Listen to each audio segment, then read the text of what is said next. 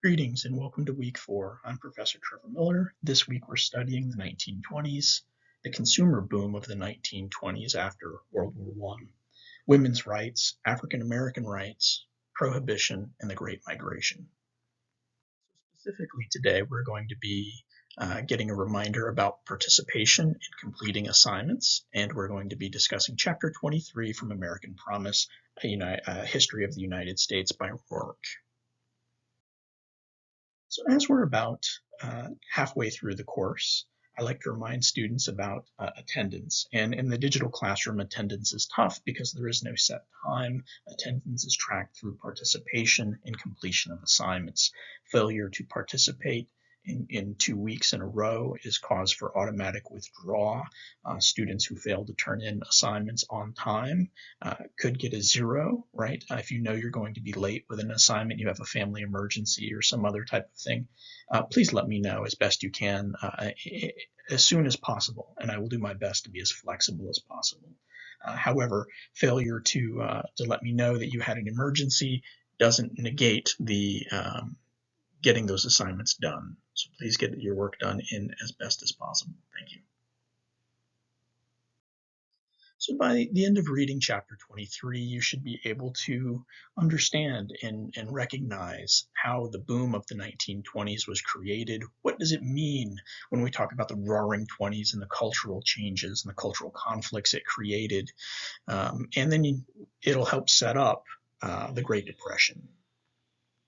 As we think about the Roaring Twenties, we need to consider what came immediately before the 1920s. In that, I'm indicating to World War I, the greatest war of its era, and the world had never seen anything like it. And during the war, America had to change nearly every facet of labor to accommodate the manufacturing of goods and arms and munitions, the ability to replace soldiers who left for war with other individuals such as women or minorities. So everything changed in the 1920s. People got a little taste of freedom, right? The war had ended and people had a little more money. The economy was doing very well. So this helped drive the economic boom as America entered the 1920s. Since labor had reorganized during World War I, it was much more efficient.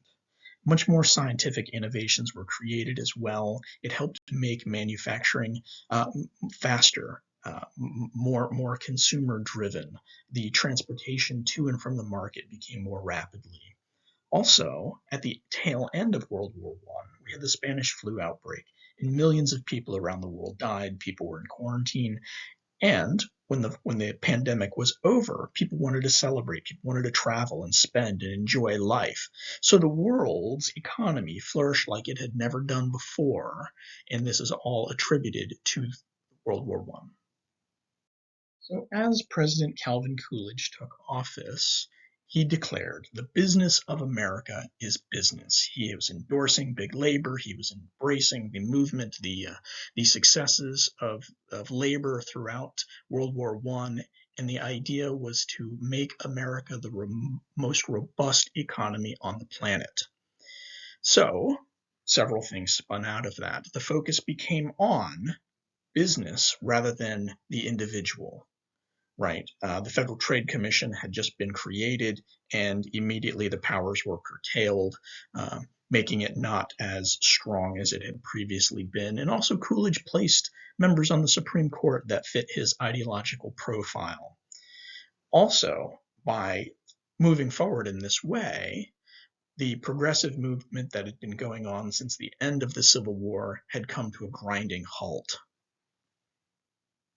Start here with international commerce. And here, the governments of around the world experienced a boom much like the United States. Now, immediately following World War I, the United States joined a naval treaty between Britain, France, Japan, Italy.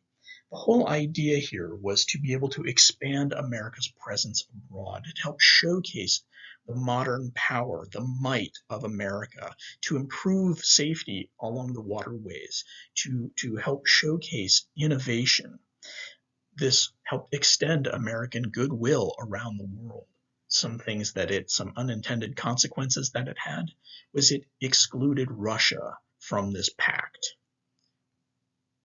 Additionally, some of the other events going on around the world. So as the Paris Treaty ended, the Germans were required to pay the Allies, particularly France, a great deal of money. And in 1923, when Germany could not meet the burden of paying back this sum of money, this punishment money, France invaded and occupied Germany until Germany could repay that debt and get back on its payments. Many scholars, and myself included, believe these conditions helped create the economic conditions within Germany that set the conditions for World War II to thrive. As America came out of World War I, the soldiers returning home, went back to work in most capacities, and here we have a rise in the middle class. With that, we have more disposable income than we've ever had before. So there's a flourish of buying automobiles, radios, refrigerators, toasters, that type of thing, that modern equipment that people had never had before. Now, when it comes to things like automobiles, we have the emergence of Ford, the industrial line, the Model T, completely changed transportation in this country. Things like radios, things that we take for granted every day. In the past, you couldn't get news from neighboring cities very quickly, or neighboring states, or from across the country, or from across the Atlantic. But here, you had technology that could put that entertainment and that news directly in your home each day. However, people didn't have enough money to go out and buy most of these things, so they would have to buy things on credit. That's not the credit like we think of today in modern times. This is a down payment system. You would go directly to Montgomery Ward, to Sears, to Ford, put a deposit down, and then you were required to pay a certain amount each week until that item was paid off. Now, if that machine breaks down before it's paid off, too bad, you have to continue to pay. Americans had never had credit like this before, so this becomes dangerous as we get to later in the decade. Other major events that occurred during this era are the Great Migration, right? Tens of thousands of African Americans left the South, moved to other parts of the country. They took jobs for soldiers who had been fighting in World War I. Additionally, they moved to get out of the conditions of the South.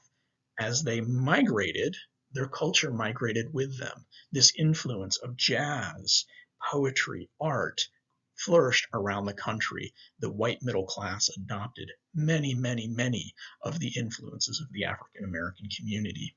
Women began to change their appearance, change their clothing, smoke cigarettes in public, drink alcohol in public. The Roaring Twenties were in full swing. However, the traditionalists pushed hard for prohibition.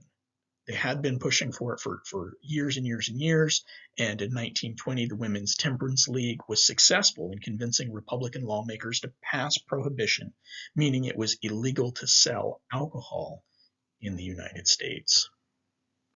So this consumer culture, this migration of people, the emergence of women's rights created a clash of new versus old, urban versus rural, and throughout this, everything was in upheaval, but people were trying to have a good time everywhere they possibly could. This creates the emergence of what's called the new woman.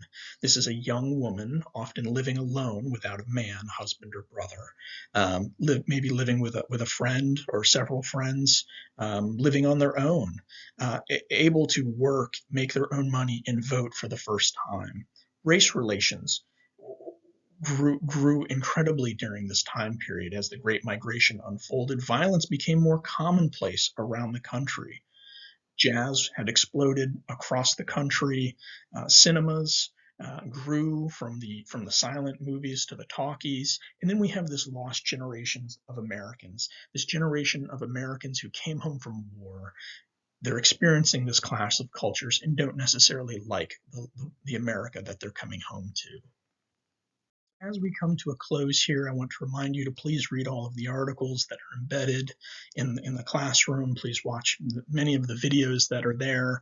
And as we wrap up, my last reminder here is about participation. Please make sure you're meeting all of the deadlines as much as possible. And if you do have a family emergency or life gets in the way, please let me know. And I hope you have a wonderful day and a wonderful week.